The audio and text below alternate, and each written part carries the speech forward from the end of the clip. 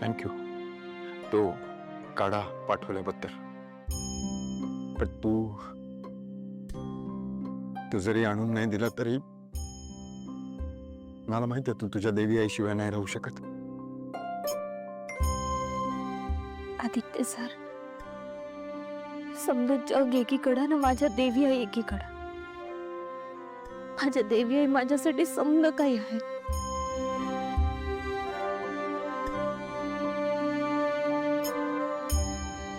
आणि मी कोण आहे?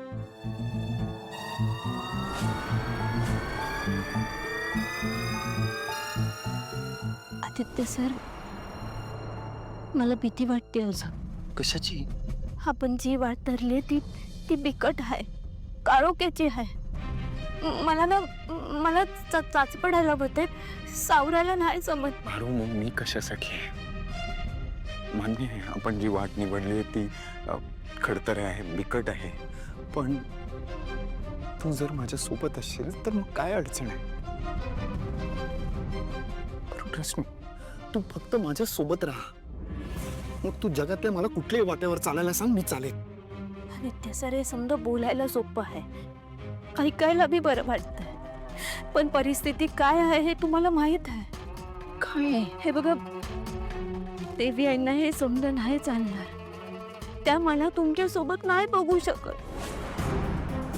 त्यांना त्यांच्या मुलासाठी योग्य मुलगी पाहिजे. आणि ती योग्य मुलगी तू आहेस. तू आहेस ती योग्य मुलगी. आई जी माझ्यासाठी मुलगी शोधत आहे ती दुसरी तिसरी कोणी नसून तू आहेस पारू.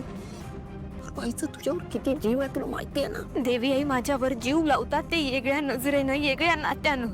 हे बघा, मी त्यांच्यासाठी माझ्या बाची संस्कारी एक बिनाई वाढलेली पोर आहे. मग काय? त्या मला या घरचे सोन म्हणून कधीच बघू शकत नाहीत सर.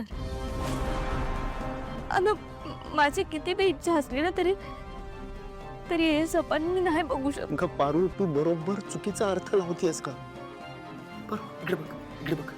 मला सांग, सकाळी उठल्यापासून रात्री झोपेपर्यंत आईला तू तिच्या आसपास हवी असतेस.